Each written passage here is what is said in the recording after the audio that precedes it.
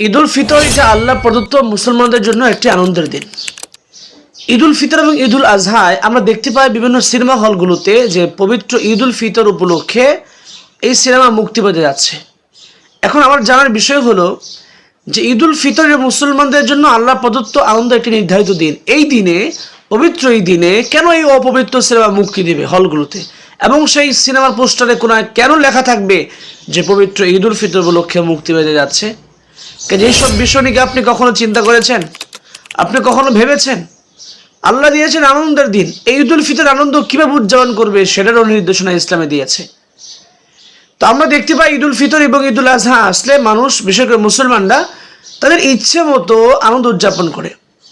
কেউ সিনেমা দেখে আনন্দ উদযাপন করছে, কেউ কোথাও পিকনিক স্পটে ঘুরে আনন্দ উদযাপন করছে, কেউ মোটরসাইকেলের শব্দ করে আনন্দ করছে, কেউ পিক আপে গান বাজিয়ে আনন্দ করছে। কাজে এই যে একটা অস্থিতিশীল পরিবেশ, এটিকে আমাদের ধর্ম শিক্ষা দিয়েছে? এটিকে আমাদের ইসলাম এভাবে বলে দিয়েছে? কাজেই আমার মনে হয় এই বিষয়গুলো চিন্তা করা দরকার।